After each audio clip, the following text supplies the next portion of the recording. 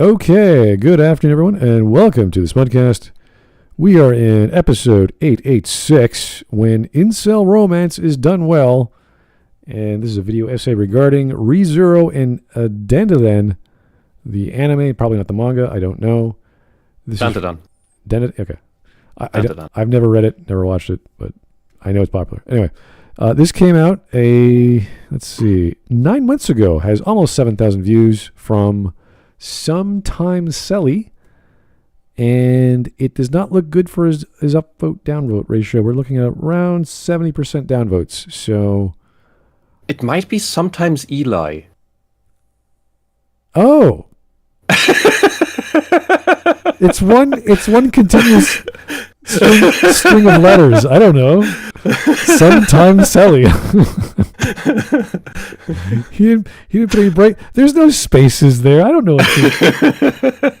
I don't know how these YouTubers think. Anyway, so this is about less than 10 minutes, and I haven't watched ReZero in a long time. I can't remember if we would characterize Subaru as an incel. He was just a guy trying to not die. I don't know if he had time for love. He was just a need. He had huge insecurities. I don't think romance was the biggest thing on his mind, aside from not dying from the women trying to kill him.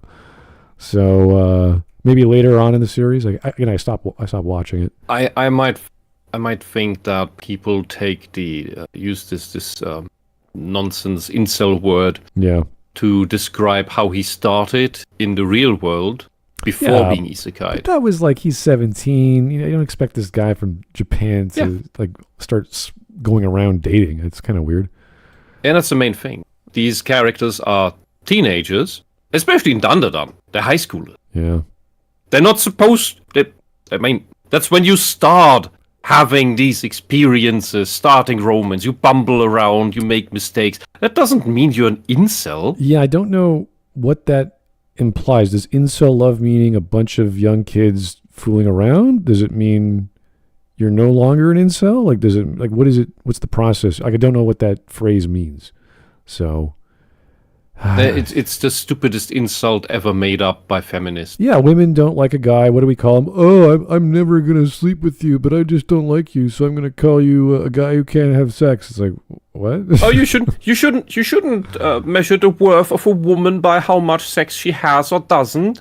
But we will totally call the men involuntary celibates because they're just so icky. Yeah, even though they're saving themselves for one person, and that's what their parents taught them, and their religion sort of says, don't fool around. And okay, they're an incel, I guess. And that's not just a Christian thing. That's general civilization. Yeah.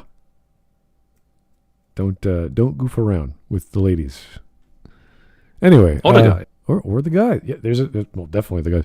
It goes both ways. Yeah. Okay. I recently, it was just I think 2 years ago, or maybe 3, that feminists reinvented the wheel. In the wheel being the marriage contract, where they figured, how do we get men to commit to only us? Gee, let me think about that. Let's make a contract. Wow. If we force them into a contract, and if they break it, then we can hold them liable. Wow. And without noticing, they reinvented the marriage contract. So they put their money where their mouth is using the law. Wow. What an idea. Yeah. And with the realization that, when we ask this of them, maybe we should do this too. And it serious. It was it was completely serious. These I saw this clip years ago, and they were just middle-aged, oblivious feminists who really thought they had just figured out quantum physics.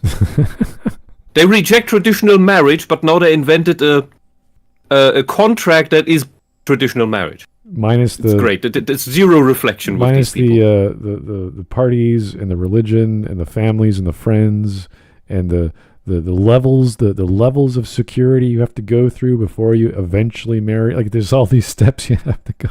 It's like, we'll just get the legal document going. It's like, oh right, we figured this out thousands of years ago, ladies. It's okay. Anyway, here we go. Not 10 minutes of sometimes Eli. I say sometimeseli. There we go.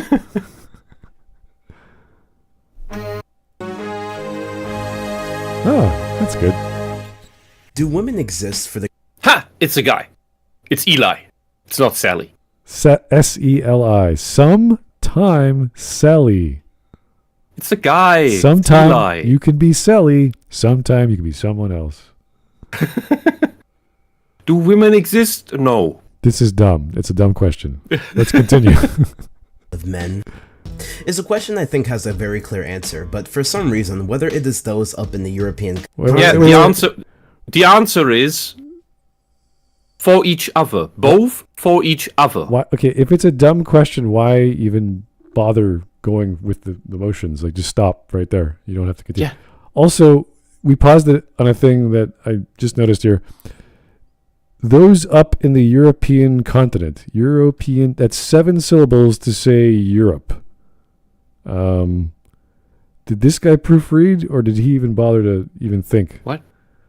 Well, if you're going to say the European continent, just say Europe, right? Well, there is... The problem is nowadays that we distinguish between the stupid Soviet Union that calls itself European Union and Europe in general that sometimes for some reason includes Turkey, and everybody despises the idea. Well, Turkey is really on board with being part of Europe, and everybody else says, nope, go away. But then you have the continent, and but talking about the continent is a bit weird when you talk about culture. Yeah, you would say the EU or just say Europe in general. You don't have to say the physical area landmass called the European continent. That's kind of... Well, maybe he wants to include talking about Doggerland. Oh God, he's so specific with his landmass. It's worth a visit. No mere woman can exist in their top 40 characters, except... Wait. No mere woman can exist in their top 40 characters. Do you mean like characters in fiction? Like just in general? Games? Movies? What? I don't know what he's talking about. Dead Mom, or the Mountains of Ichigo's dead. I don't even know Bleach. I have no clue. Anime, manga, and just the mountains. Okay, fine. Media in general that have a very toxic view. What? That's the word. Anime and manga is very toxic because why? How? Who? Of the role of women in society, you can't. Oh, so anime manga has a very toxic view of the characters in their stories, which are toxic in their stories in society as a whole. Dude. Beam in your own eye. How about you watch some black music videos from... Well, it doesn't matter whether it's made by male rappers or by women musicians. They're all about sex and objectification of women. So maybe you clean up your own really, really creepy subculture. And they're showing scenes from Naruto, and I do recall in the next Shippuden level of Naruto, the women are married. They're at home. Some of them are working. Some of them are stay-at-home moms. That's not toxic. They're good characters. We grew up with them, or rather, we watched them grow up. Yeah, but it's women. It's what women traditionally do. So it's bad. Women should do what men do, and men should do what women do, and then it would be good. And this is why he is trying to, because he's been brainwashed into believing that if he becomes a polyp who subjects himself to women in the hopes that they step on him, they'll let him have some action. Let's not assume any fetish at this point. We don't know what's going on. That's what this whole thing is about. To be stepped on by women. What? See, I've seen this so often. This is what the feminist men are about. Okay. They either that, they're one half is that, and the other half are the biggest misogynists you've ever met. Also the biggest racists you've ever met. I have never heard as much blatant racist stuff, and I'm not talking about not just talking about the racism against European stuff or against their own people, but just what you generally would think would be racist lines heard from Westerners. I have heard them exclusively, I would say, in leftist groups, in hobby groups, and they can never stop talking about politics. Never. You go to your escapist little place, just want to have some fun, want to wind down, play a game or something, and there will be a few tables away. There will be a group of, the age doesn't matter. Can be teens, can be 20s, can be old people, and they will talk about Nazis. Well, either they way, cannot help themselves. Either way, in this anime, there's so many strong women, and they're very, very strong personalities. Their leadership roles. They have entire episodes dedicated to them. Naruto has all kinds of girls and women, so maybe he's referring to another anime. Maybe that's possible. Anyway. He got the best one anyway. Common decency is even common. However, the type of dynamic I want to look at is how anime use a female character to help a male character overcome their deepest of insecurities. On the outset, ReZero seems like the typical isekai experience. Literal lollygagging. What? No. God. No. ReZero being typical? No. If murder is typical, sure. The psycho horror is quite on the outside, but the only thing that can be attributed to be typical about it is that guy gets trucked into magical world, has adventures, and there's a couple friends he makes, and there's a couple girlfriends he makes that might or might not be interested in him in some way or another. And you know what? That's real life. That happens in real life. You just don't know how many girls have been interested in you in the past. Yeah, it's the same realization as when you think about and realize how many times you just jumped off death's shovel. Well, the same is true for realize how many times you could have gotten that girl because she was into you and you just didn't get it. In the case of ReZero, though, it's a subgenre of reincarnation where you know it's going to happen, so you can prepare. The difference is with ReZero is that he's doing it for the first time, and he's a nobody. He has no skills. He can't really has any strength. So when he tries to stop things, he doesn't feel secure about having to do that. Whereas other animes and mangas, a new one just came up called New Saga, or New Saga's been around for over a decade. Finally got an anime adaptation where he's coming back from this long life of just war and death, and it's basically a second chance at life. I know what's going to happen. I can prevent this from happening. I could save my family, yada, yada. So in this case, it's brutal because Subaru has no idea what to do or how to solve the problem or problems. So it's a very... Slicer Chat in the chat is right about Subaru being an anti-hero. He's failing upwards.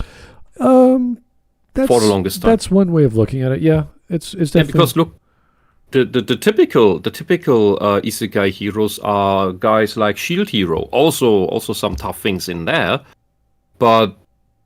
or the overly cautious hero.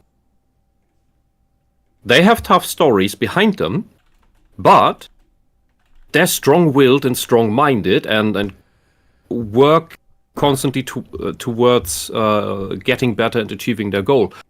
Subaru doesn't have it that easy. It's not that straightforward with him. So it's kind of like not comedy horror. It's kind of like ironic comedy horror because it's he knows what he has to do, but he screws up and he screws up and he keeps going until he finally gets the right outcome where he doesn't die and he solves maybe he solves the problem, not completely.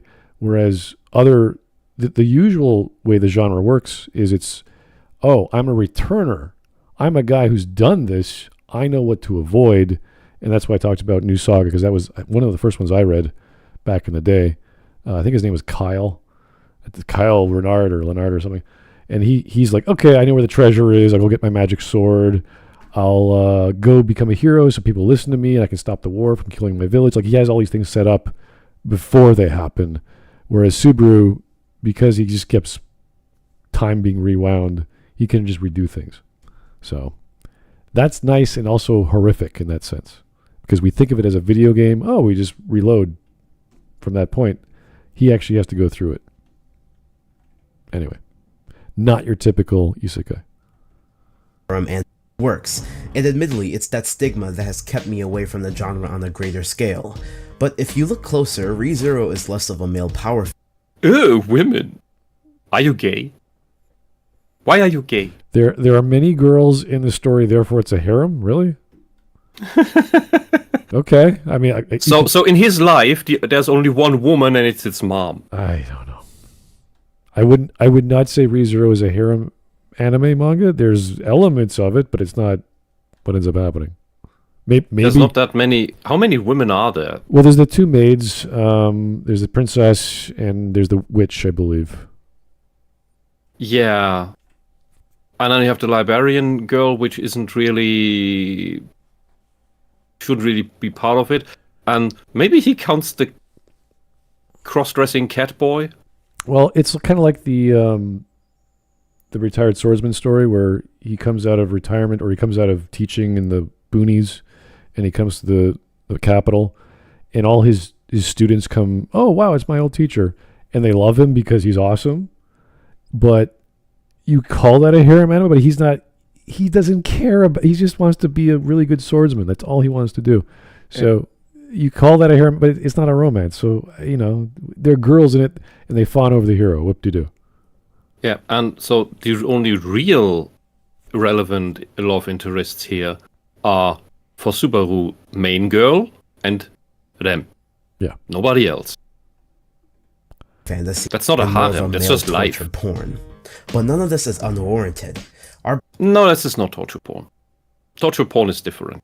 This is just showing you real repercussions of horrible situations. Yeah, I'd say horror. Which tells me that you haven't been through any shitty. Well, it just means he hasn't been familiar with all the genres or subgenres of anime or manga. That you could call it torture porn. That's a very weak connection. I just say it's horror. Just say it has violence. That's fine. It works. I think what's happening, why people like him call it torture porn, is one, they don't have any experience, so they can't actually judge the difference, and not just from media but from real life. Because once you know actual suffering, you can very easily tell the difference in media of whether something is done with substance and not overstaying its welcome in big quotation marks, and actual torture porn that is just there to be gross. Yeah, torture porn is The Boys and shows like it. Yeah, I was going to translate that to anime. I think Redo of Healer is probably a better example of just gross stuff happening to this guy for the sake of sensationalism. Yeah. So, and they're all part of the main subgenre. So it's like, all right, some guy goes to a world, magical powers ensue, and there's some power struggle with who is in charge of everything. The difference is what happens and how those blessings are used or how those gifts are used. And it could be the person bestowing the gifts, like the goddess, and we have to go fight the goddess. The goddess is evil, blah, blah, blah. It could be the kingdom, it could be the church, it could be anyone. Doesn't matter. Yeah, and in ReZero, when horrible stuff happens, so when you watch it the first time, that's the key point. You don't expect it. It hits you really hard, and it is always character forming for Subaru. Always. Yeah, and it is never there just to creep you out. Yeah, I think the arcs with Subaru, you could say the climax is not when he dies. It's when he comes to terms with who he is and why he has to choose differently this time. He's like, oh my God, I can't go this way or that way. I have to go this way. There's no other option I can think of.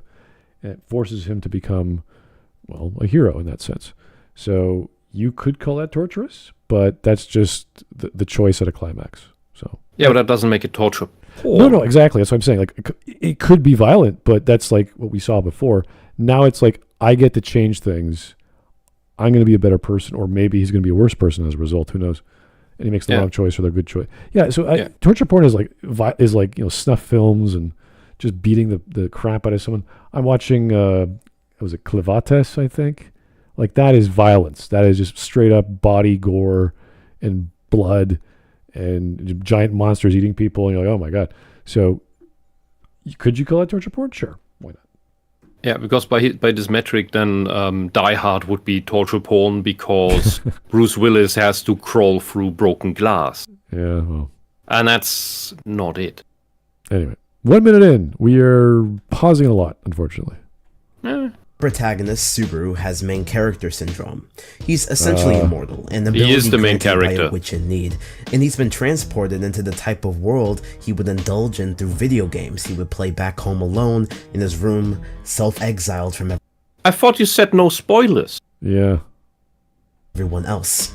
To him, it's just a game that's given him the opportunity to actually do something with his life. I don't. Maybe that's just first. No, that is just life, and this is stomped out of him in the first episode. Yeah, because he realizes, oh, it doesn't actually work like a video game. Yeah, it hurts. I die. Ouch! I don't want to do that again. Yeah, no, it's horrible. Let's avoid that. Yeah.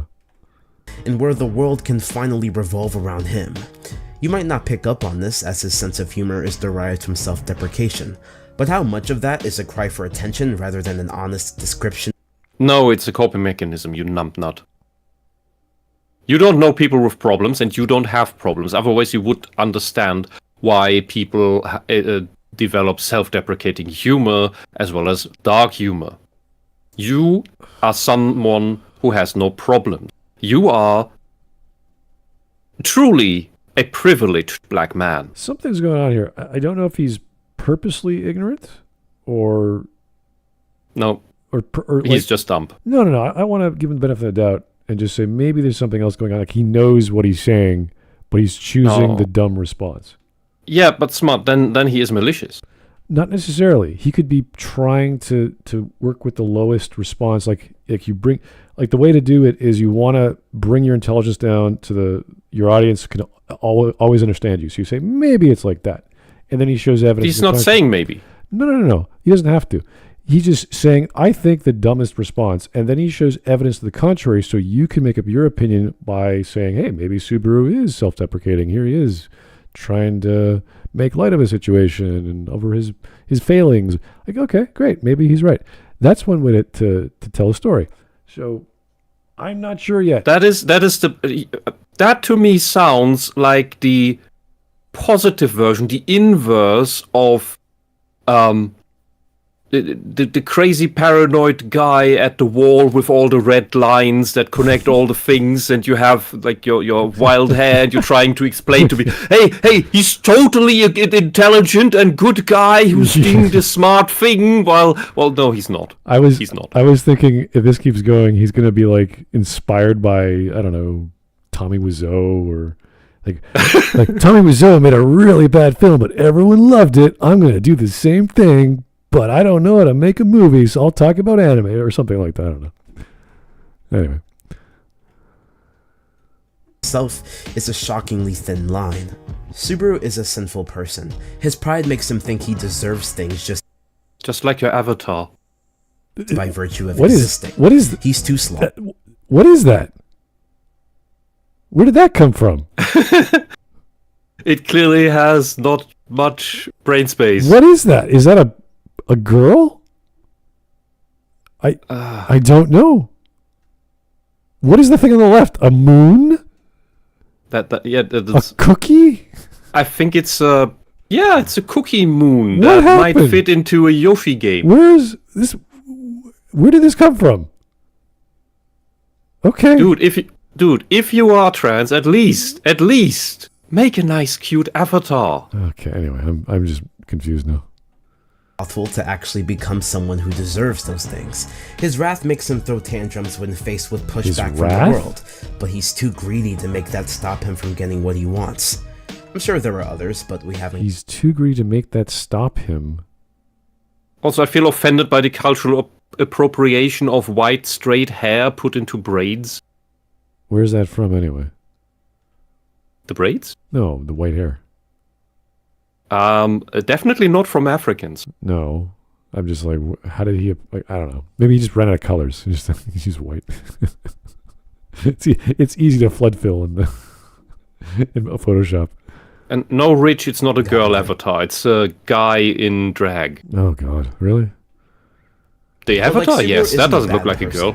He has qualities that are bad, caused by the insecurities cemented by his father's almost perfect masculinity, but he's still good. His father's almost perfect masculinity. Okay, I guess. That's one way to describe a dad. I wouldn't go that far. It's just a dad. Subaru's parents are surprisingly decent. Almost perfect If he said perfect masculine, I'd be a little annoyed. But he said almost perfect. I'm like, not really. I wouldn't even go that far. He does not look like General Armstrong from Brotherhood. Okay. Therefore, he's almost perfect.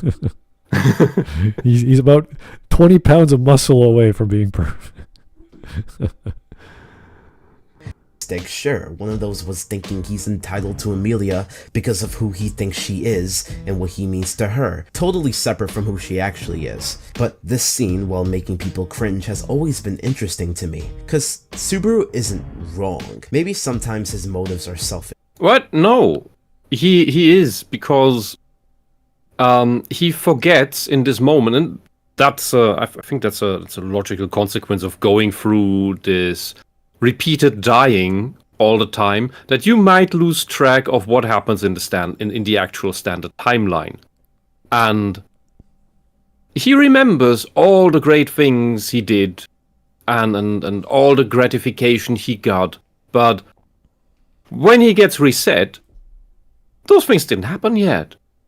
And sometimes you might lose track and he forgot. And this was one of those times that Emilia, she didn't have the key event for that yet here. That's the problem. Or naive, but he's still a hero.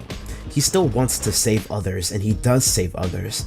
He doesn't want people to die, because why does someone like him get to live while others have to suffer through similar insecurities he's had to claw through? That's why the scene with Rem isn't this undeserved male fantasy. Subaru saved Rem. MILF? MILF? No. You call Rem a MILF? No. He did not say that. What? Turn up. Replay, please. All right. While others have to suffer through similar insecurities he's had to claw through. That's why the scene with Rem isn't this undeserved male fantasy. Male fantasy. Okay. So wait a second. I don't know much about ReZero. I'm quite sure that's not what happened.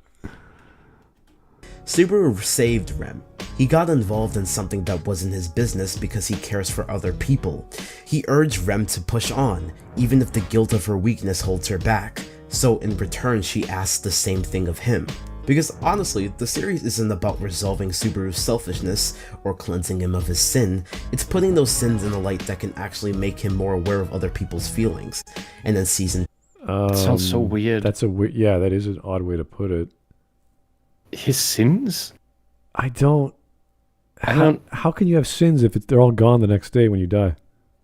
I don't think sins is the right word. I think he's just taking this from this whole theme of ReZero using the cardinal sins as the antagonistic force. That's not what's going on. The thing with ReZero, as with most stories that you can reset, is the hero is distraught and traumatized by failing again and again and again. And now he's like, okay, my way of thinking is wrong. I have to change myself again and try again. And it hurts because he wants to not feel pain. He wants to help people and he keeps failing. And it may sound like a great opportunity to have this loop going that you just keep going and going. But there's plenty of these loop stories where they go on and on and on, and you're basically in this perpetual hell. You don't know how to stop it, and it does not sound like a pretty scenario to be in. But you could argue that if you go through hell, eventually you will have the best outcome by not dying, for one, and hopefully actually solving the problem. So, because Subaru is so weak and dumb, that's the problem, though. Yeah. And not as reflected as he thinks he is, but that is what changes over time. Yeah. Through quite a horrible ordeal that nobody wants to switch places with. Yeah. So sins is not the right, I don't think the right thing to say about. I don't think he knows what that word means, and even on the superficial level. And if he does use it, what he needs to do is give a list of examples what those are. Best with footage attached. Yeah, I think that would really... Give an example of what you mean by his sin that causes him to not hurt people or help people? I don't know. The sin of being in need. Yeah. Anyway, here is the frog Jupiter for the $2. Thank you, sir, for the two. Someone with that physiognomy calling others incel. Oh. You know, if you look in the mirror and you call other people names, you might be doing that projection thing. I don't know. Might be happening there. Again with the frog Jupiter, thank you, sir. This time, $5. Physiognomy, again with the physiognomy. The tiny and soft jawline in the art indicated low T. The glasses indicate a life avoiding sunlight, resulting in nearsightedness. I would hold against that in my family, nearsightedness runs in the family, and I got the eyes of my grandmother. There is certainly genetics and environmental components to nearsightedness, so you could be both. You could both be right. Yeah. Anyway. Yeah, I don't like throwing bricks into glass houses, or from glass houses rather. Bugs in the isekai. I don't like the word incel, and then love. It just doesn't. My brain just doesn't compute very easily. We have several. If we had a bingo card, we would have several checks already for the standard commie lingo. A lot of words to me, not much. Yeah, I don't know what we call that. Not a word salad, but just a lot of easier ways to write the sentence. They use the more complex ways. Yeah. So far, we got incel, toxic, sins, male fantasy. Sins is not really, the left doesn't really talk about sins in order to distract from the fact that the left is all about sins. Well, if you're blaming this, if you're saying the story is about the sins of the character to make them more aware of other people's problems, I'm like, that's a weird way of saying the character needs to grow and develop in order to solve problems which may help other people with their problems and their feelings. It's like, it's okay, yeah, but you wouldn't call that a sin. Like, it's a very specific term, and it's more religious than anything. So maybe you can make a philosophical and historical and etymological argument too, which I think we ought to at some point, but we can stay with the philosophical part. All right. Anyway, we're 3 minutes in. We're pausing like crazy. It's such a weird video so far. Two, it's about other people to bear the burden of those feelings. Because being a hero isn't about allowing yourself to be used by a system that would quickly replace you, or being a tool that sacrifices his sense of self for others. Sometimes it is. Sometimes that's what you do.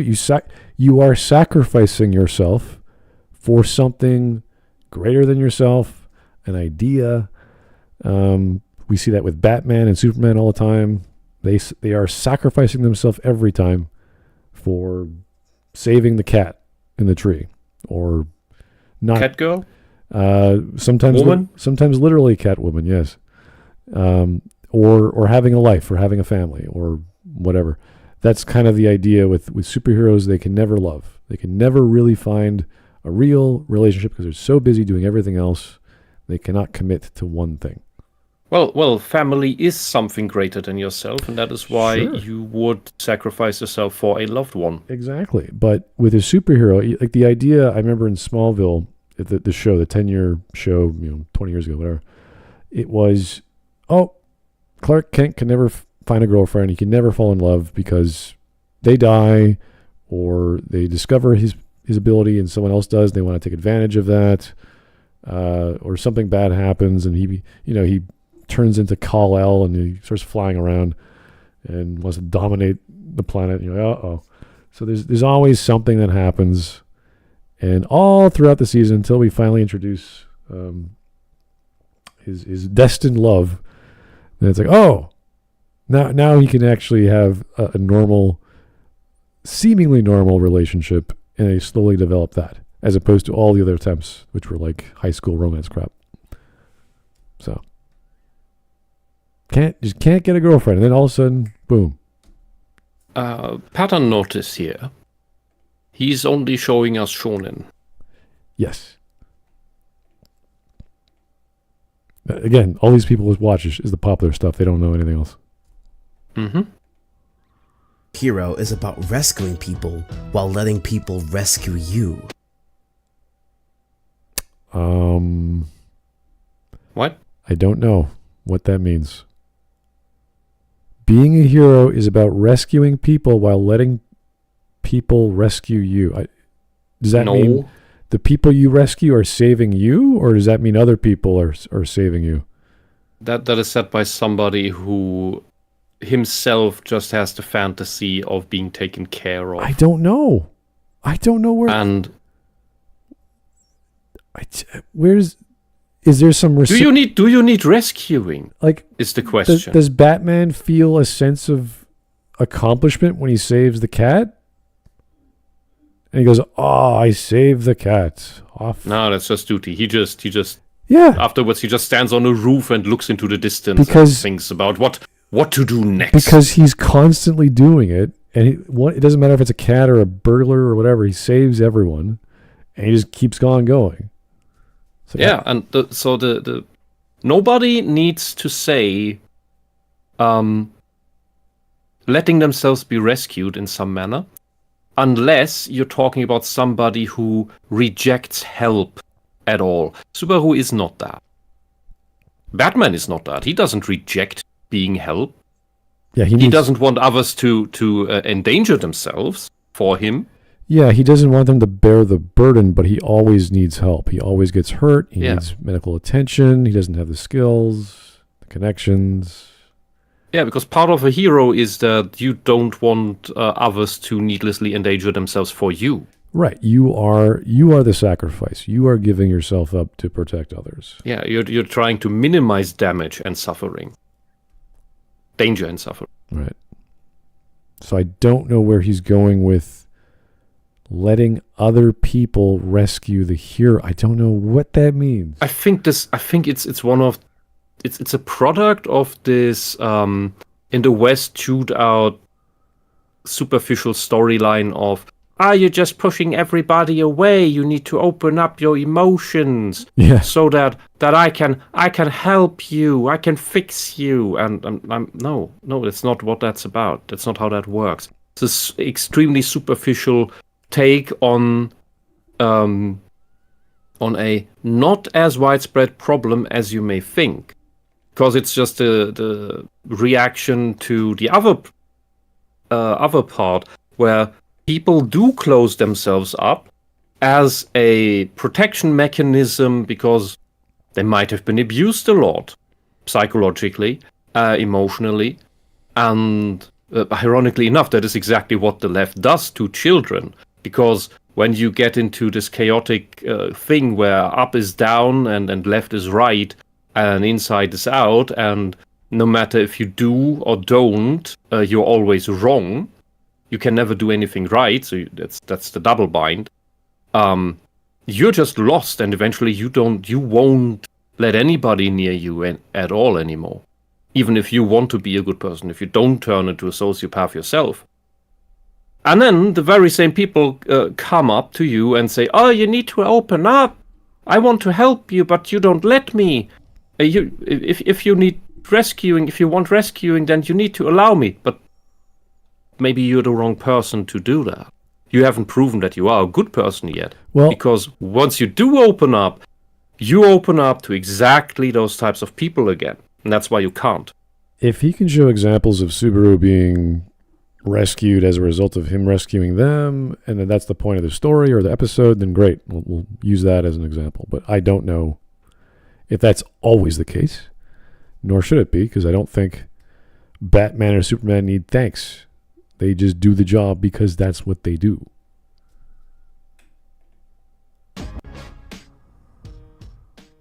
So when Neurality says... Oh no! No! What the hell? Where did this come from? How? What? I knew it was a comedy, but I did not expect this. What? So when you should never start a new section with so You when should never Neurality. start any sentence with as Neuralities. So when Neuralities, no, please stop. Now we have to assume he's part of the pedo network. Well, maybe he's going to criticize Neuralities. Maybe that's... No. Maybe. We'll find out. No.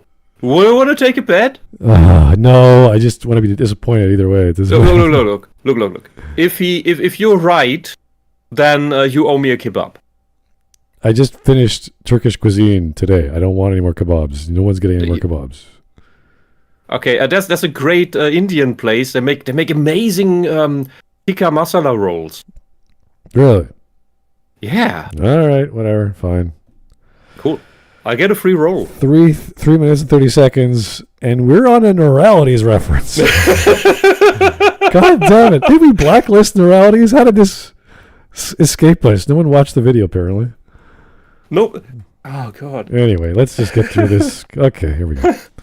A man exposing the worst parts of himself to a woman, and then her unconditional love is the thing that saves him. Maybe if media could exist in a void, I wouldn't be so bothered by it. But as is, Subaru has just yelled at this girl for 10 minutes, and then she's had to do all the emotional labor. Did we cover this video? Yep. Yes, we did. It's a horrible flash. I am remembering it. In that crazy voice. You're like, ugh. I don't like the anime because the girl's getting yelled at. Like, oh no. But Neuralities is totally non-binary with a male inside who is totally emotionally strong, unlike other women who would just cry and get emotionally dysregulated and upset if there's stress around. Such a strong character, emotionally healthy, mature, probably can teach psychology in the weekend. Oh, just a great character, Neuralities. Best takes. Oh man, you would be scared knowing how many of these types get a therapist license in Germany. I've gone through psych school, so I know of quite a few of these weirdos. But anyway, that's why therapy doesn't work. It does. It's not that it's not that the idea of therapy doesn't work. It's that too many therapists are like this. Go into psychology to try and fix themselves. Yeah, I know. Anyway. They're down. I think they're severely overestimating how bad this scene actually is. Oh, you think it's worse? What? You think it's worse than what Neurality says? Really? Okay. Well, at least that's bad. This is beautiful. Neurality's like, this is horribly disgusting. No. She's not doing a good enough job explaining how bad this. Like, they're unloading their emotions. They're opening up to each other. Oh, God. So first he complains that, you need to allow yourself being rescued, which means you need to be emotionally available. You need to open up. You need to let it out. And here, the man does it. And the girl does it. But now it's wrong. We're in the double bind. Damned if you do, damned if you don't. Just as I said. Anyway, 4 minutes in. We are now worse than Neuralities, apparently. Story uses Rem in the story is not only really respectful in my opinion, but at least compared to other stories, it has really good intentions for her. In the same way Subaru would do for her, hell, has done for her. Rem looks past all of the dirtiest qualities of Subaru and then I want a counterexample where it's not done well. Instead of berating him, which is in her right, she ushers him to never give up and be better, because she believes he can. Her identity isn't tied to Subaru, she chooses to save him because he saved her. And if she was the only one in the cast who... But that's toxic masculinity. A strong woman shouldn't need rescuing by a man. who would do this for Subaru, maybe I would agree, but frankly she isn't. And Subaru does the same thing for others later. It's a cycle. I think that's what's missing with female characters. They just exist so they can pump out the main character of the sequel series. What? The sequel series? The females and pump. What does he mean? Like give birth to the next? Like with Shippuden? You mean the child of Naruto? Is that what other example is that aside from Naruto? Like what are you talking about? Gohan. Okay, but that's like one of like 20 characters in Dragon Ball. Yeah, but Chi-Chi only exists in order to shit out Goku's kids. So we have Naruto and Dragon Ball, both of which are wholesome examples of children in the next generation. Well, and I can't think of any others. I don't know. Yeah. What a great limit! What a great women exist only to give birth to the sequel anime that is super popular. Generation that is extremely lucky to get a sequel. And I have never once saved or supported the main characters and enabled them to win. Yeah, we're looking at never once this pure-hearted girl who loved Naruto since the day one. She's like, okay. Done everything she could in order to support him. Yeah. But no, she's only there to have a baby. Like, wow. Or Rem holding her own, or occasionally killing Subaru. Oh yeah, that's right. That one time. Okay, yeah, they're just there for babies. We get it. Women bad. Okay. Because in the catacombs that I call the shonen manga experience. The what? Yeah, shonen. Shonen. You're watching shonen manga. You know what shonen means? It means boy. Yeah, but what's a catacomb? Like, why would you describe shonen manga, the experience, to be a graveyard? Buried underground like some sort of tomb. Like, what are you talking about? As opposed to like a mausoleum above ground, or a normal graveyard, or a burial pit, or a cremation. Like, what are you saying? A catacomb? Is there like some body to exhume, like the bones? And, oh, look! I think it's just a foreign word that he heard that he likes to use because it sounds fantasy, magical. All these poetic words when I'm like, what are you talking about?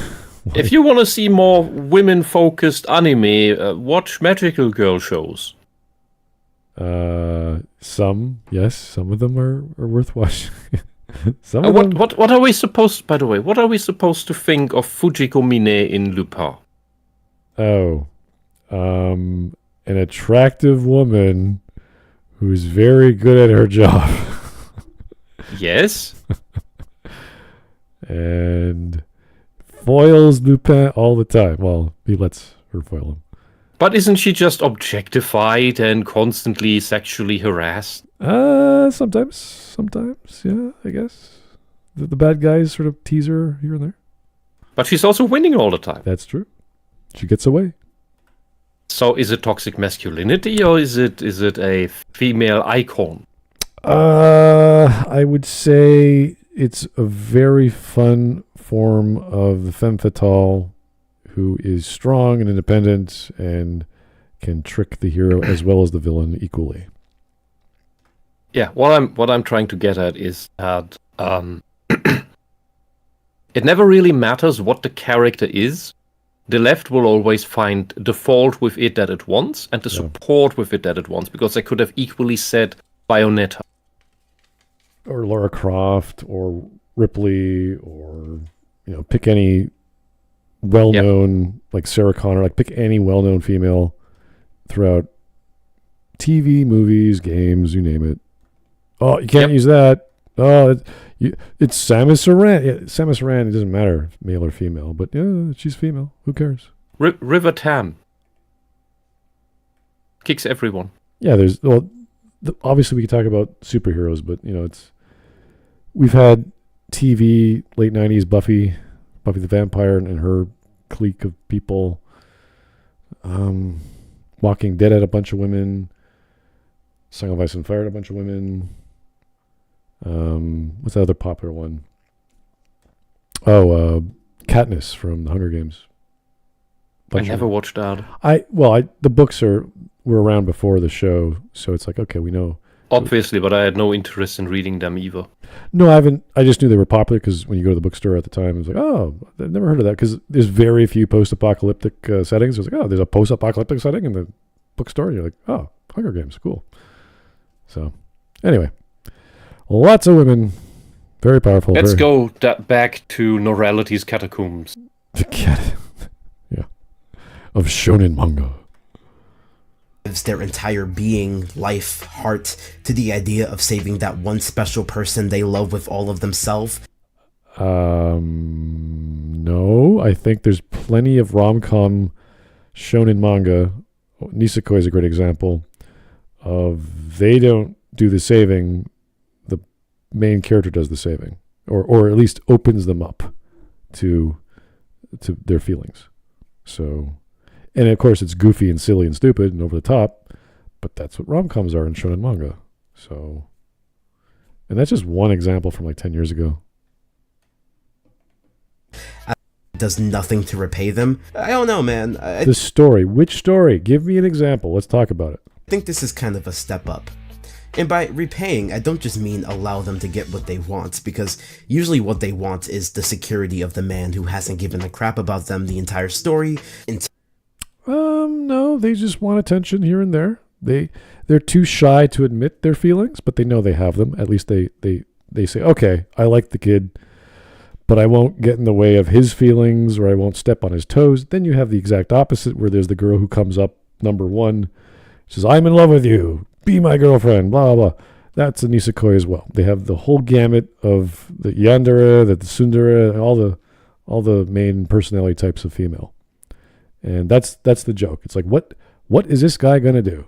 What is this guy going to do? Because there's the whole concept of the fated girl, and he has the key to the locket they wear, or they have the key to his locket, I think.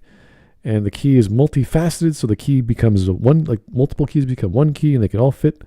So we don't know. That's the whole plot, is who's going to be the girl.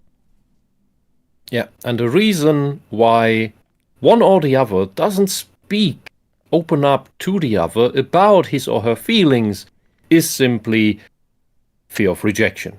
Because once you've said it, there's no going back, and you will either go together or you will part ways. That's definitely part of it. There's like honor and respect for the other girl or the other girls, and it's kind of like it's like they know it's a competition without saying it's a competition sort of deal. Because they all want his attention, and because the typical male Japanese shonen manga protagonist is how do girl work? What emotion? How think, feel me? It's completely oblivious to the shy, rosy-cheeked girl who's looking at you with googly eyes. What does it mean? So. Yeah, and 99% of people don't have a clue, especially those who never had a father who could have told them. Yeah. Because he too needs that information. It's secret knowledge. And that's because the trick with women is that they don't tell you what they want. They tell you the opposite of what they want. And sometimes they tell you the exact thing that they want. And the problem is, you have to magically know which is which. Well, and that's difficult. In some stories where it's the main focus is not comedy or hijinks or laughter, because nisekoi is definitely focused on over-the-top goofy things. I think something like Ichigo 100% is because the focus is, well, he wants to be a filmmaker, so he's going to film girls in his short little movies while dating some of them. And I talked about this before, how the creator voted or allowed the readers to vote on who ends up with who and why. And even though it was kind of obvious, it made sense. The story made sense to go that way, even though there was plenty of great examples of the other two archetypes of the female potential girlfriend being with him, and they were in a sense. So because it was practical and believable and realistic and not goofy and silly and over the top and rom-com popcorn munching movie of the summertime sort of thing, it was they know each other, they've been dating for a while, they should probably hook up. Yeah, they did. So it was nothing over the top and complicated, which I appreciate. It was simple and mundane, and they just like each other. Good enough. As opposed to the hot-headed coming on strong girl or the shy, super sexy, sweet, mysterious girl. It's like, no, it's the girl who's down to earth and talks to him and says hello, and she works at a bakery and he comes by and they go on dates. And that was that. Good enough. I mean being paid with a moment in the story that they're allowed to exist outside of their male counterparts. Citation needed. An example of that people usually give is Ochako, a character whose relationship to her favorite boy is one or two conversations in arc and no endgame material. Sorry, anime. So because she didn't have enough with her character, she's not treated as a female character? What do you mean? I think your intentions are rather... I haven't really watched much of that show, but I'm quite sure they give a lot of attention to her and other classmates that have their feelings for the main character. If I'm wrong, correct me in the comments or the chat, please, because I can't remember what they did with her. But the focus of that show is not romance. So to give anything of a subgenre or to mix genres with action, adventure, shonen, and then put romance is not the focus. It's not that big a deal anyway. It's the same with Naruto. It's there, but you don't have entire episodes dedicated to that. You might have a few minutes of the end of an episode for comedic reasons or for dramatic reasons. But it's a typical, normal example of genre going where it should, and just having the basic necessities of, hey, people like each other. That's all you got to say. And we're past the halfway point, and I hope we get into Dandadan soon, because I think we haven't yet. Yeah, it'd be nice. Because that has the... Finally, a woman who can exist outside of the male main character. Except when she does, she makes an utter embarrassment out of her goal and doesn't succeed in the slightest. So what? Again, we're talking about secondary characters, which are not part of the plot unless romance is the main plot. So why is that a bad thing? It's like going to a science fiction space opera fighting like spaceships and what have you. It's like, oh, the female didn't get what she wanted. Oh, no. It's like, yeah, why would she? We're not here to watch a female get the male partner or vice versa. We're here to watch spaceships and two forces fight each other. Why would you assume? It's kind of like, I expected the lobster to be on my hamburger at the hamburger shop. Like, why? Not saying lobster is bad, but you don't put it on a hamburger. I was distracted. Gordon Ramsay might. I was distracted by the chat for a second. What did he talk about here? Because the crazy evil girl is trying to get at the guy. Yeah, let's rewind it here. What's up? Finally, a woman who can exist outside of the male main character. Except when she does, she makes an utter embarrassment out of her goal and doesn't succeed in the slightest. So the female character wants a relationship, I'm assuming, and she doesn't get it. And you're like, oh, that's sad. I'm like, yeah, that's fine.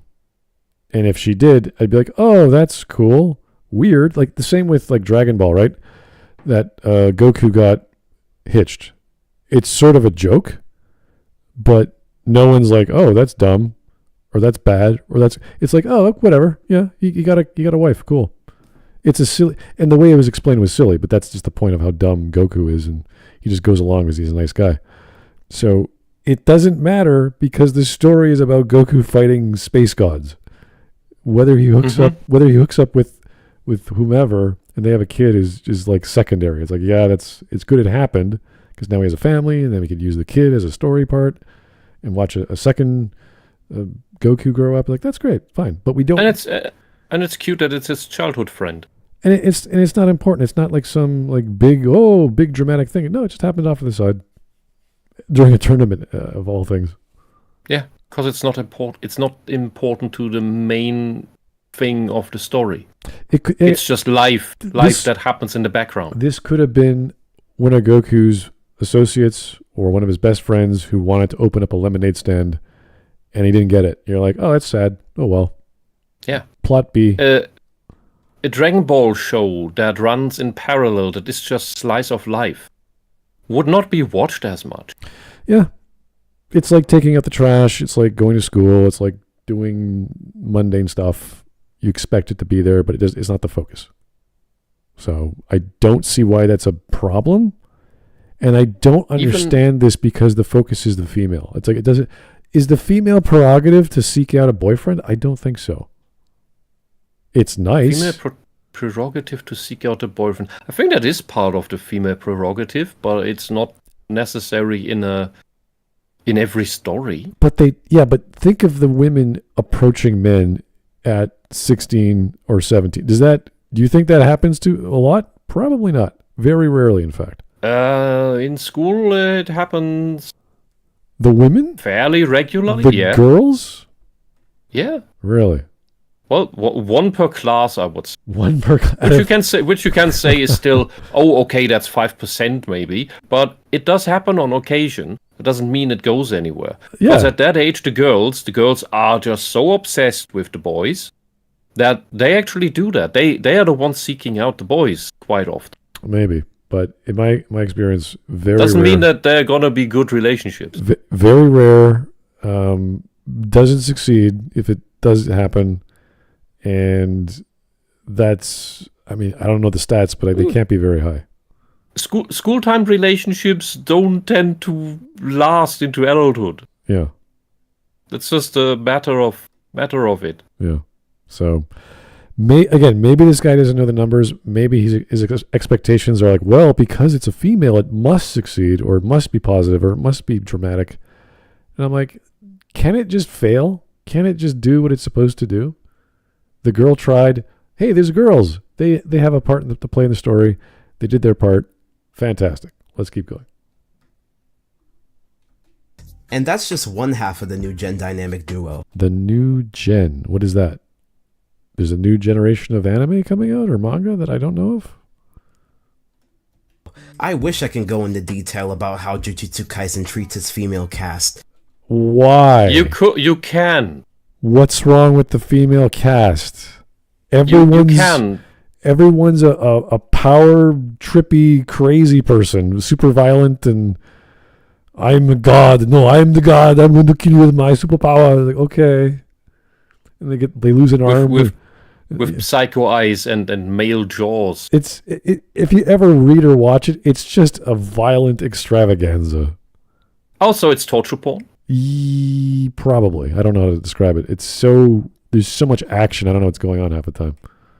I haven't watched this one yet, by the way. It's very well animated. It's very similar to Chainsaw Man in that the settings are similar, but the animation is probably a lot better in Chainsaw Man, but they're both very good.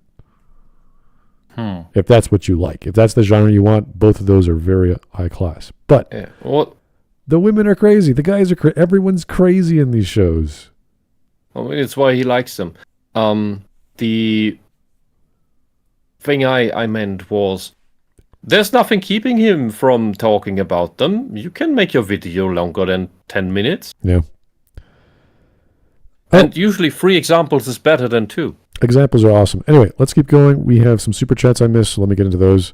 From Frog Jupiter again, for the 5. Thank you, sir. He was skeptical and interrogated me rather than asking... No, that's one before that. That's one before that.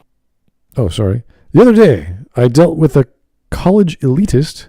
He asked me what book I was reading. I told him I was reading a history book about the Comanche Wars. Ooh. Part 1. Violent. He was skeptical and interrogated me. Rather than asking me history questions about the book, he asked me about the prose, if it was old-timey or easy to read. Old-timey isn't hard to read, you're just not used to it. He then claimed I didn't read it because if I did, I would have known the prose. He then got offended I stated that I didn't read it for the sake of reading and started to brag about how the hardest book he read was Immanuel Kant.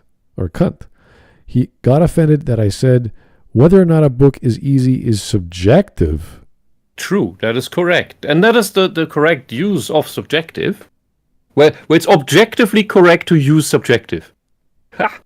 Well, when you read Immanuel Kant, and wow, I mean, everyone should try. Has he read with his eyes or has he read with his brain?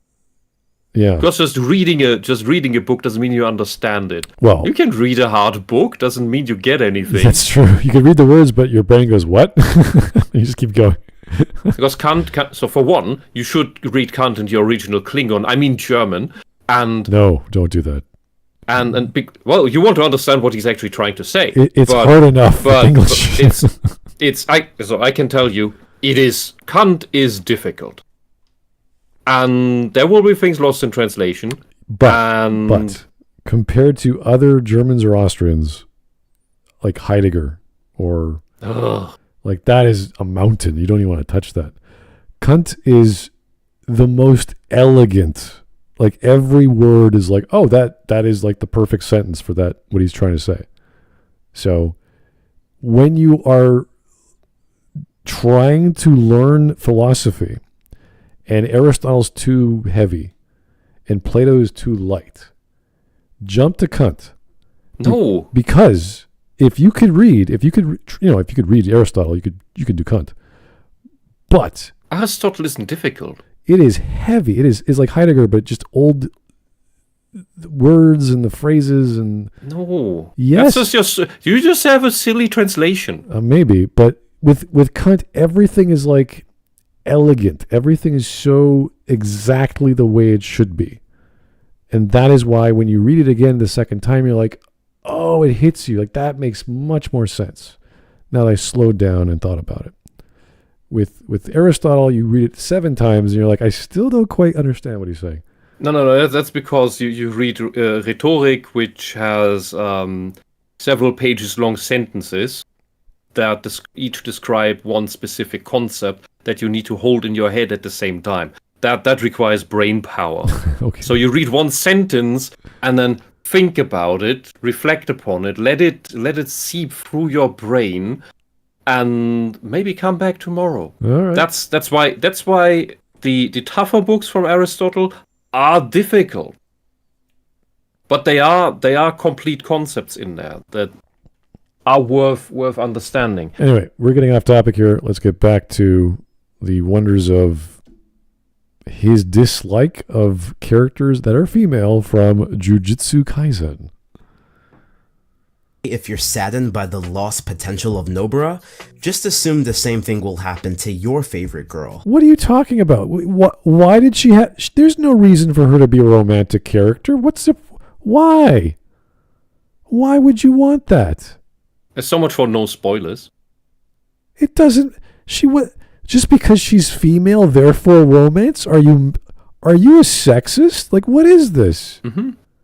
He's objectifying the girl. Why would you do that? Because it's his favorite girl. Can't she just be a girl? She's super powerful. Why would you want her to see her as a romantic character? That's silly. Everyone's blowing up in this show. They're getting butchered. Let's have romance. It's like, you could try. Like, think of Naruto, but everyone gets brutally killed. Like all the main characters get brutal, like fully animated. Like they're crying and their arms are getting torn off and they get their head exploded. And you're like, oh shit, this is gory. Why would you designate her as a romantic experience? This is silly. She's just an exchange student. She's happy to be there because she was from the boonies and she came, oh wow, Tokyo. Ooh. Examples of good female characters we have in popular shonen right now are Chainsaw Man, with its women being the abusers and not the abusees. For that is dumb. That makes them good, being abusers. That is so stupid. This. See, I told you he just wants to be stepped on by a psycho. He wants to be stepped on by a cluster B. Oh God! All right, so there was a Yeah, I think it was a death battle between this character and Gojo from Jujutsu Kaisen because their power scales and abilities are very similar. And she's super powerful, and so is he. She's a bit of a sadist, I think, and Gojo is a bit of an egoist, but there's reason for that. So, for the sadism, I don't know too much about her in regards to that, but for Gojo, it's like he's like the second coming of these people who use these abilities. So it makes sense that he's like magical Jesus character. It's like, all right, fine. With her, she's like this supernatural being. So it's like, okay, she's like a god. Why he likes that, I don't get why. That's dumb. There's plenty of goddesses or strong He's people. a beta who wants to be dominated. I don't know. Watch that. Black Clover, where Noelle is probably the best character in the story. Why? Why would you choose her? Tell me why. Maid fetish. I don't. There's so many characters. Oh, it's Noelle. It's like, why? Tabitha afforded her familial subplot, well, until he didn't. And Demon Slayer. What, did you want her to have a romance with him? What is your problem? What is this? She's the greatest character until she didn't have romance. What is up with this dude? Does he just want sex? Does he just want like the happily ever after with the sunset in the background? Or I'm getting more and more the vibe that his complaint against you're objectifying women is projection. I don't know. Projection as always. I understand wanting to have romance in a story after a certain point. Like the story goes on so long and there's so many relationships that are still around that you would develop feelings for one another. That's fine. But explain that, these characters went through hell and back. They're going to have a really strong bond, and one of them's a girl, and she might have some strong feelings. They're like, yeah, I bet you she does. And then with My Hero Academia, they deal with some of that, or at least allude to that, as it should, because it's a shonen manga, and that's what you do. But it's not. But the show is not about romance. It has the element, but that's not the main genre. So, who cares? Yo, why the f*** is that the clip that's playing? This is to say nothing about how the big three... Because you put it there, you numbnut. That girl is she's representing love in the I personally found it unnecessary, the color hero group thingy. Right. So this is, again, So of course you would be a girly girl. With butterflies. Her famous butterflies, for fuck's sake. The fan service for Bleach, I think. I think this is Bleach. Yeah. Treat its women. If you're not hypersexualized and... That's not hypersexualized. What are you talking... That's how they normally dress. Go to the beach. Oh, well, no. You don't go to the beach. You just creep everybody out. I don't mind beach episodes or hot spring episode or anything like that. It's kind of like a given in Japanese manga. It's like, oh, we gotta do the vacation episode. It's like, fine, whatever. And every story or every mangaka has their own twist on it. That's fine. I don't mind it. Wait for a man. Whether it's the abusive brother who, despite the series never allowing a proper reconciliation for on screen, you're shown to be obsessed with the approval of, or having your willingness to being used be applauded by the story because that's what makes you have a heart. Yeah, women in Bleach can't really catch a break either. So take your pick. Would you So having visual violent conflict is bad when it's a woman. But when the males get beaten up or abused or left alone or bullied, that's just storytelling? That's just normal? This white knighting is just pathetic. Usually, if you guys have ever read a manga in the past decade really, it starts off showcasing the low mimesis or the low character, meaning the weak character that everyone can relate to because he's bullied, he's smaller than everyone else, he's whatever. And then to the power of isekai or the power of magic, whatever, he's given a gift to change that aspect, and he could use it to make himself feel better, or he could say, hey, I'm above all this. I'm going to choose virtue. I'm going to choose fortune. I'm going to choose whatever.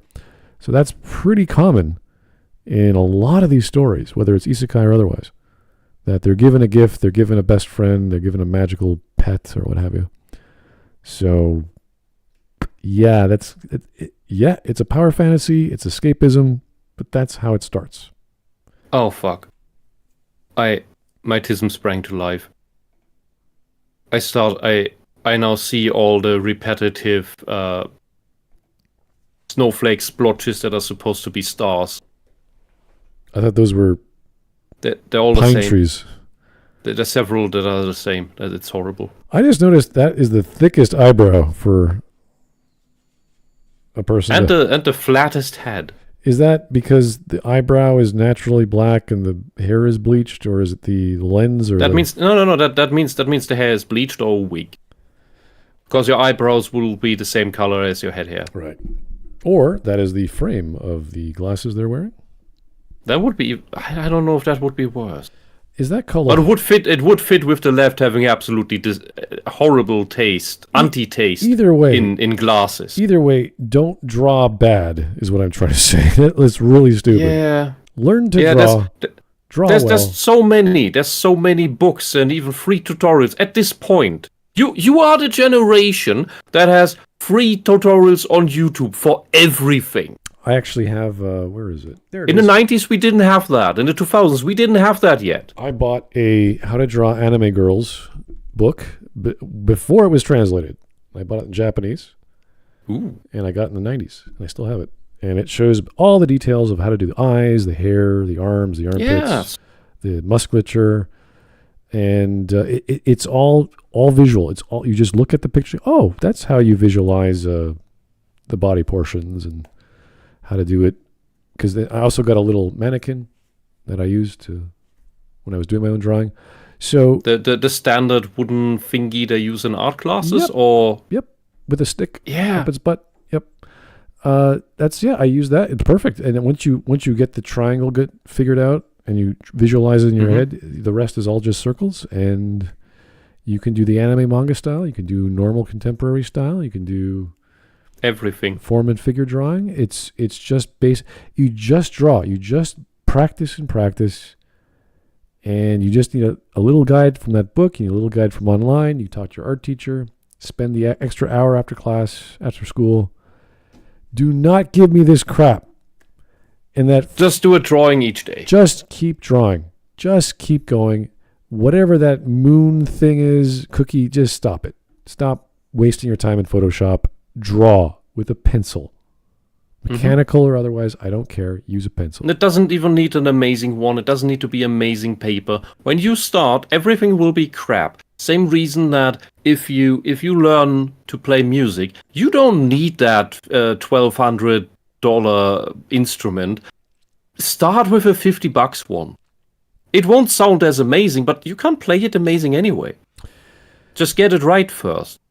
Anyway, we are on section 2. I just realized we haven't gotten to the other anime. So, Bleach and ReZero is all we've covered. Give until all that's left are boobs to squeeze a terrible person. Where did we get? How did we jump to? This is usually said by people who don't have boobs. How did we get to molesting women? What are you talking about? I thought we were trying to evaluate the character in a story, not reducing... We are sex-positive feminists, but don't touch the women and don't let them have any danger. Don't hurt them. Maybe, you know what? Maybe you should become a Christian fundamentalist, because they don't let the women into any danger, and they also, at least openly, are very against sexualizing women. So maybe, you should become Christian. Islam might work this way. Oh, God. Okay. Terrible person. Okay, there's nothing wrong with pleasuring women, especially if they want you to be, No. No, you should not, because once you pleasure her, you are objectifying her. Oh my god. She needs to do all the work, because that's what the femdom does, and that's what he wants. Anyway. Jeez.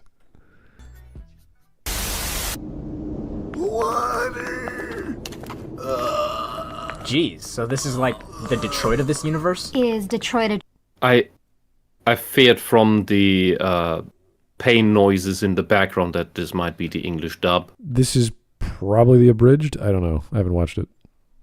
I think he's just one of those people with even less of an attention span that he can't read the subs. decrepit wasteland infested with malnourished children and toothless hookers? Yeah, pretty much. Okay, that was the abridged. Yep. Actually, you know what's funny? There's another anime out right now that has the whole male who's the Finally! emotional damsel in distress trope. Dandadan is a lot of things. It's better than Chainsaw Man, for one, but for the most part, it's Okay, I don't know Why'd he interject that? how you could compare the two, but all right. a really good romantic comedy. What happens when ADHD meets autism type shit. But in the Where's the ADHD? Maybe it just means zany animation with crazy characters. Like FLCL. I'm also not sure about the autism. I mean, he's a nerd, but that's it. He doesn't strike me as autistic at all, the main character. So it actually has what I'm talking about. See, Ken... Sorry, didn't mean to. Okarun is a loner. He's kind of a freak because he's so quiet and nerdy. His love for aliens comes from the fact that literally no one on Earth would He said spoiler-free. You remember that? I know, yeah. want to be his friend. But that changes when a woman comes into his life. A young girl. But let's call her a woman.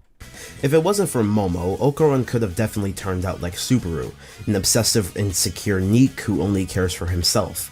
So obviously Momo is just a muse for Okarun's desire.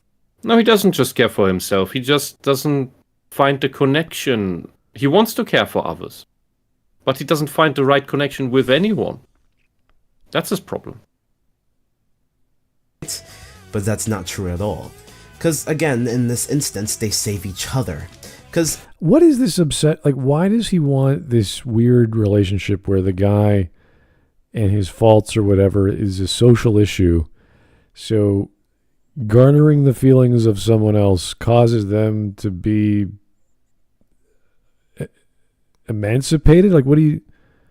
Why? I think this is his wish fulfillment fantasy.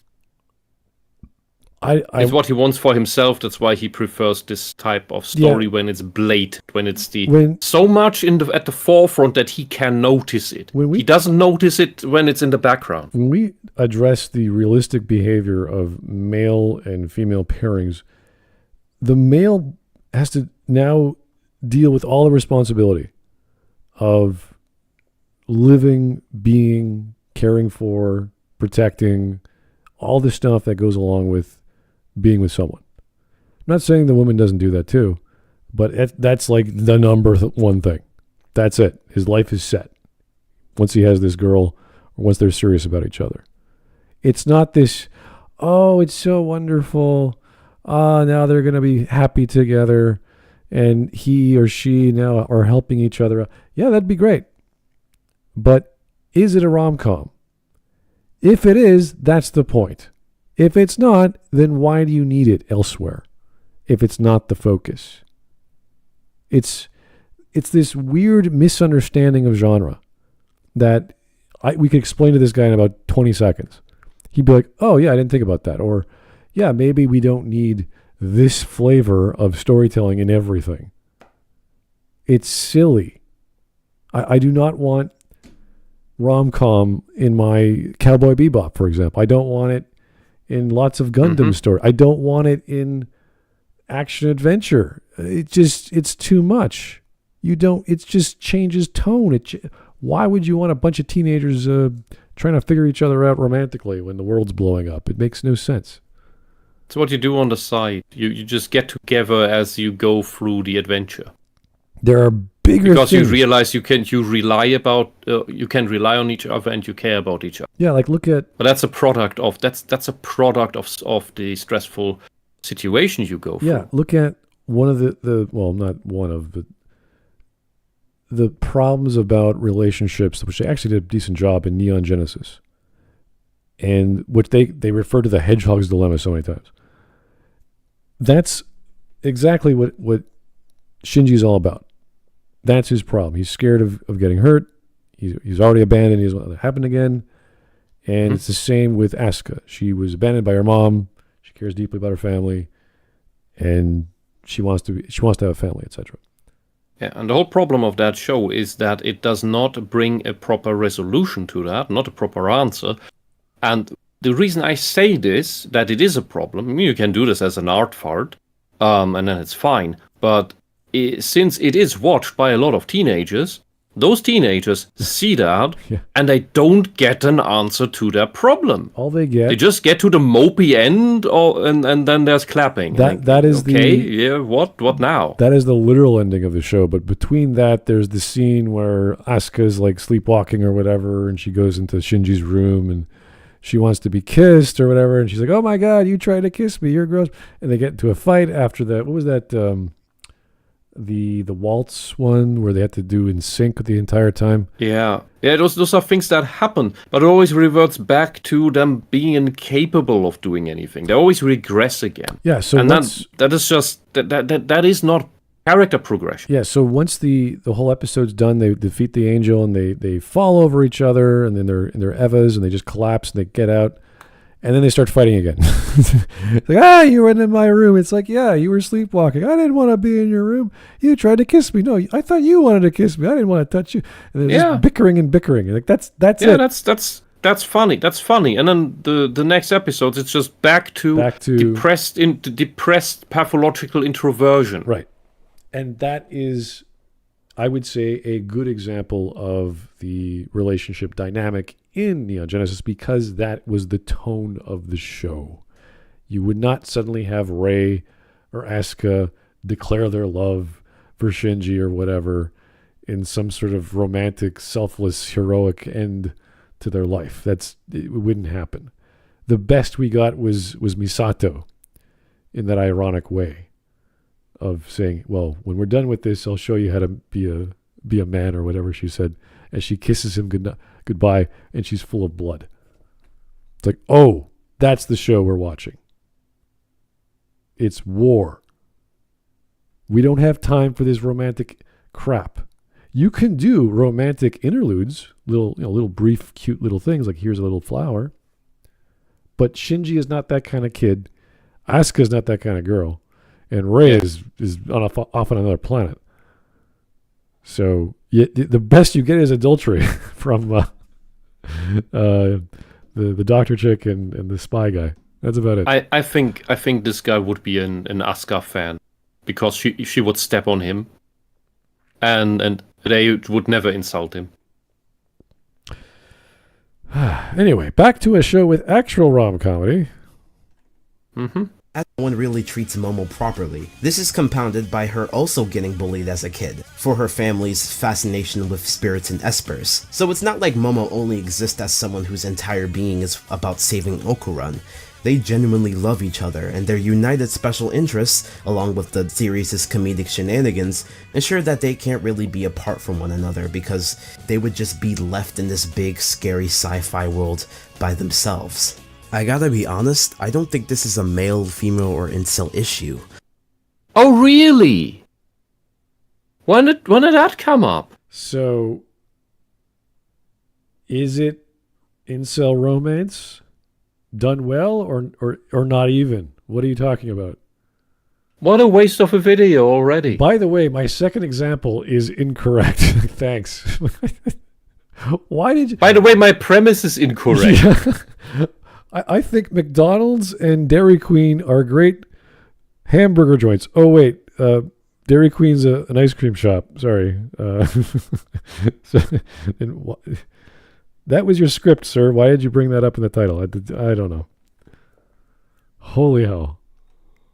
Wait a second. Now that I think about it, I think Dairy Queen did introduce hamburgers. That's a bad example anyway. Baskin Robbins. Let's keep going. Yeah, wait. He also the name. The name is also not Okuran. It's Okarun. He's flipped the vowels. Oh yeah. What a fucking pathetic idiot. They tend to relegate characters into a certain role, exist outside of those roles. So, that's the point. They're characters. They're not people with a full range of human modes. They're not supposed. What do you think a story is, sir? You think it's real life and with extraordinary things happening, and you just believe it? Story is about the relevant aspect. Otherwise, you'd be watching reality TV. People are like, "Oh, shit. This character is so one-sided." It's like that's the point. They're so flat. It's like, well, that could be a bad writing issue, or you're just blind. Maybe the writer wanted them that way. Oh, I like this protagonist. Like he's a cipher for the player character. He's not supposed to be round. Person is kind enough to sway someone from their toxic behavior. What toxic behavior does the kid dreaming and reading about UFOs exhibit? Exactly. He's not bothering anyone. He's pretty much happy doing what he's doing. In fact, the bullies are throwing things at him and treating him poorly. That person plummets, and that they're just a vessel for other people. A vessel for other people? What does that mean? Being someone who helps, being someone who's able to forgive someone's worst tendencies so that they can be motivated to change for the better. What? So I'm lost. So let's say someone does something bad. The caregiver or priest or whomever goes in and says, I forgive you for doing something bad. I believe there's a better person inside of you, blah, blah, blah. That doesn't make them necessarily want to better themselves. It could. In fact, more trauma could cause them to better themselves because then they realize, oh, I can't keep living like this. Mm-hmm. So why are you putting this character quality for a hero archetype or role and then associate it with another character who happens to be female? Is this just the story you want to read or you want to write? Like, what is this? This is not, there is no, I see no template for this is how you should do a good story with male, female, or hero and juxtaposed with female character. I don't see it. It is a way to write a female involvement if all their motivation is I want a relationship or I am enamored by my savior. I can help him personally in some way. You can write that for sure.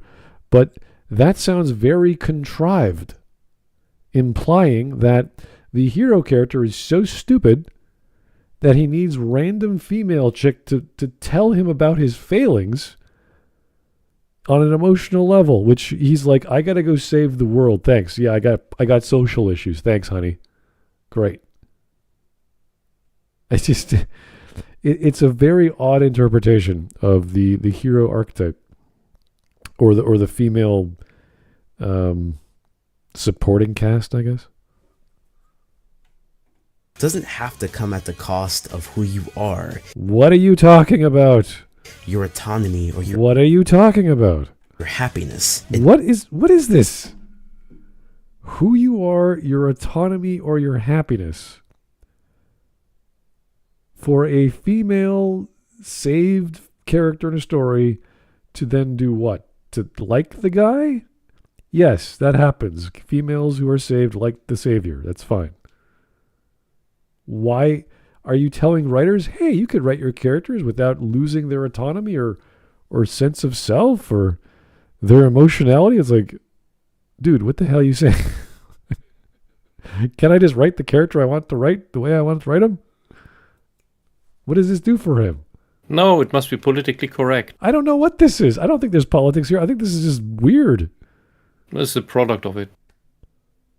When you play, it's a product of stupid politics. when you play a game, when you solve a quest and you give the quest giver the thing they want, they lost a ring or whatever, we don't need the character who's done the fetch quest, like the main character, whatever, to go on an epiphany from the quest giver saying, oh my God, this ring represents my dead husband. You look just like him. I bet you have a chip on your shoulder like X. And you go, oh my God, you are correct, young ma'am. I do have X chip on my shoulder. I shall now learn to alleviate my problems to be a better man without costing myself of identity, autonomy, or my own happiness. Thank you for that insight. I did not know I possessed. I bet there's an RPG Maker game that does just that with every single quest. And if not, here's your idea to make it as obnoxious as possible. It's like, this is the most contrived pile of crap. You found my avant-garde shit. You'd probably see that in an art university. Yeah, it's like, oh, you found my pet dog. You must be the hero from my past life. It's like, well, I did have dreams about being Napoleon. You must be Napoleon. I was thinking the same thing. Oh my God. Doesn't have to erase your worth. Not a lot of stories. Why or how would any of that erase the character's worth? How would Superman saving Lois Lane erase his worth? Or saving a kitten? Or the planet? Like, what is going on here? Stories get that, but I'm so glad these at least do. Which stories do not do what you want them? Because I did not see any of them. He's been too vague and superficial on everything. That's the problem of these. That's usually a tell that you're dealing with somebody immature and narcissistic, because they assume you magically know what they mean. They have to. They assume you can mind read them. This generic summary at the end where it's like, you didn't talk about those things. You mentioned that a female should save the hero in some romantic capacity, or else you don't like it. That's not a rule. That's not a general way to do adventure. That's not a general rule to do romance. I don't know what that is. What are you talking about? Now, if you want to claim it's a rule, you have to have a much more rigorous attitude and look at that from classical literature. Some movies would be nice, especially the rom-com genre. If you want to use anime, that's probably not the best example, but you can, and say why it works and why it works better than another example of, pick a high adventure like The Princess Bride, why that doesn't work as well, or why Buttercup could have saved Wesley and made him, a better man or a better hero. What would that look like, and why is that necessary to the story? Because as far as I'm concerned, that story is fine. I don't need Wesley to be saved. I don't need Wesley to be romantically emancipated. He's found the love of his life. He's known it for quite some time, and he is a hero character who can't move his legs. So it's not an issue of romance or emotionality. He physically can't fight. That's what he needs to do. And luckily he tricks the villain into getting past that hurdle without Buttercup. So I don't see why Buttercup needs to be this weird romance bear giver just to make her, like, they already love each other. Who cares? Look, he knows what he means, and we're just too dumb to psychically know what he means. Apparently. That he doesn't tell us.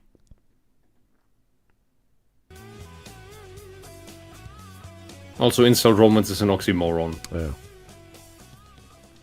Okay, we got 30 seconds of nothing. Yeah. Too loud. Good Lord. 20 seconds of this. Thank you. Why would you draw that head so ugly? Do not draw poorly. exercise. That's a good. That's maybe he's a Sonic fan, and this is an adaptation from that. To draw everything like Sonic. Yeah, I mean he's black, so sure. He's probably into Sonic. Whatever. That goes together like water and the other thing. Do we have any memes to illuminate our romantic psyche from the ladies? So we can be better. What is this? Gingaman, you put a video in the meme. What the hell? June the 27th. Why? Am I in the right? No, I'm not in the right one, am I? Sorry. There we are. There we go. August the 4th. Guys like this is the reason why I keep this meme always bitching about shonen. But I don't like fan service. Then why did you watch a shonen anime? Yeah. My eyes. Yes, the girls in bikinis, my eyes. There he is. there is the brother everyone wants. Ah. General Armstrong. All right, here we go. Amazing. Dead, What a not man. coming back, keep coping. Healing technique and has barely healed anyone. Useless guy. I don't even know who that is. Weirdo child predator. Yeah. Dead ASL. Okay. Also dead. Did she die? I can't remember. The actual only good female on here. Yeah, she's just a chick who wields weapons. That's it. She's the Tamari of... No, not Tamari. Who's the weapon chick in Naruto? Who hung out with Neji and the blonde girl? No. Tam. Was it Tantan or Tam Tam? She had the weird Chinese dress with the balls on her head. I don't remember. I think it was 2008 or 9 that I watched Naruto. Well, she was the girl who had she could summon weapons and just use them. Pretty much what this girl does, but she has she has enchanted weapons or whatever. No thoughts. I don't know who that is. Gets a pass. Wholesome. Yes, that's the girl with the samurai sword. She's like your typical nothing character. Also dead. I like her already. Giga hates women. Useless, screams all the time. Has only done one memorable thing. I don't even know who that is. Wait, what's this girl's name again? I don't remember. Irrelevant ass girl. I don't remember. Yeah, there's lots of girls or characters in these shows I don't recall. So 1010 of Naruto. Thank you. That's who she was. Just like this girl over here. What do we got? Frog Jupiter. Area.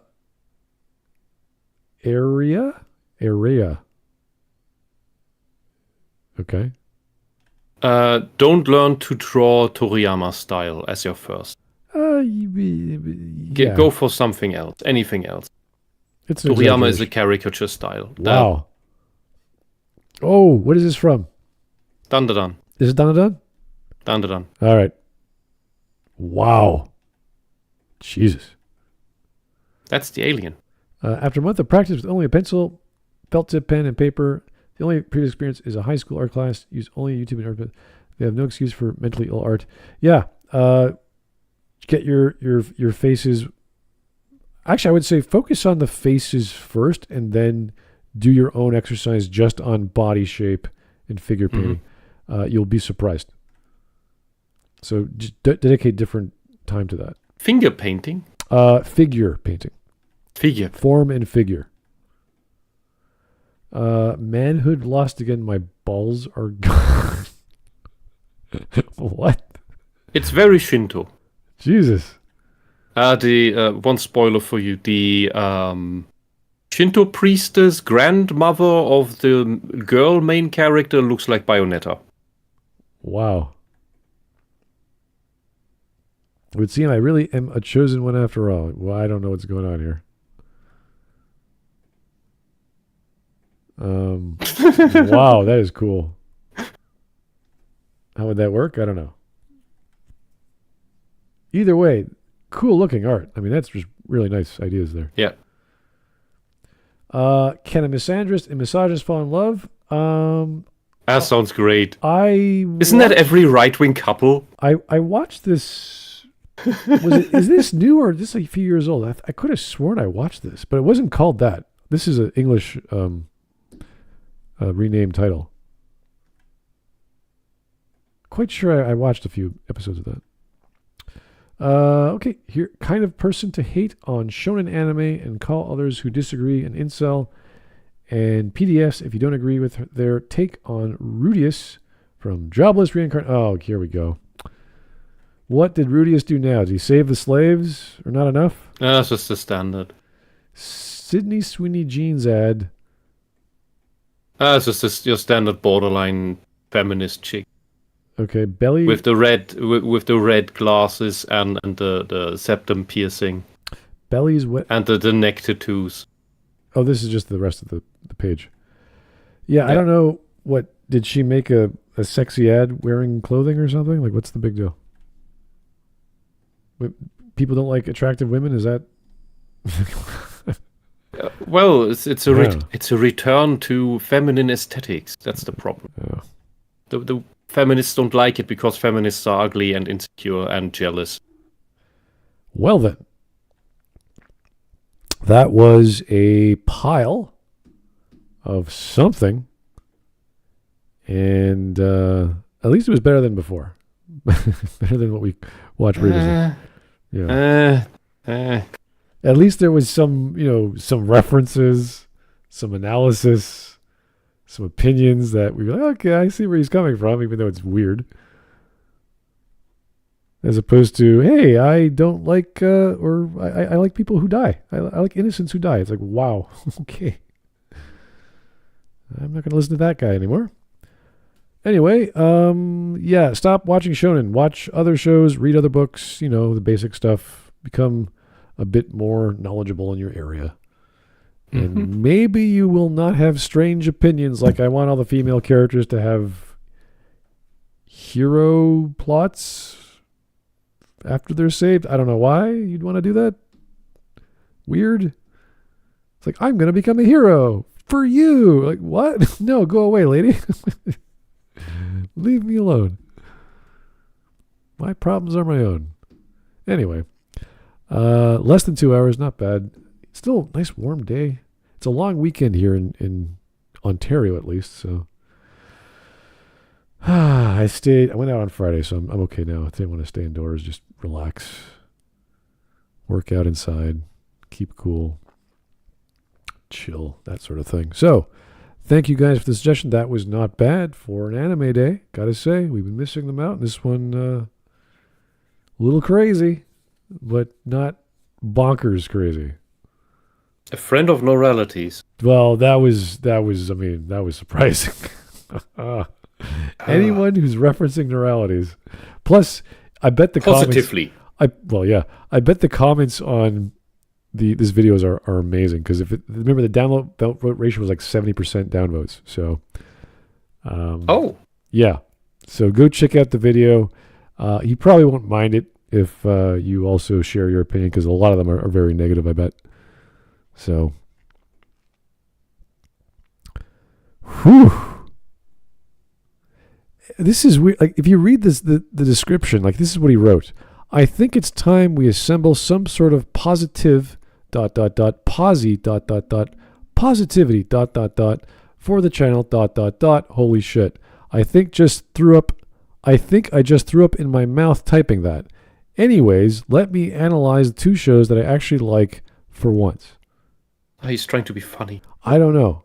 This is a very bad form of editing, and why you would go through this process, meaning you don't have a proper understanding of comedy or just getting to the damn point. And like the sections are called Section 1, Section 2, Section 3. There's no like subtitle telling me what the hell the section's about. Not when things are happening. Oh, the comments are brilliant. Yeah. Check out the video, leave a comment, say what you think.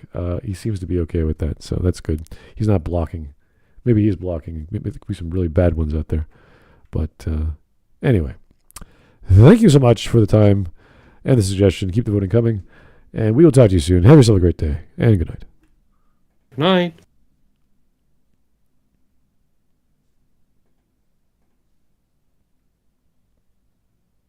About as insane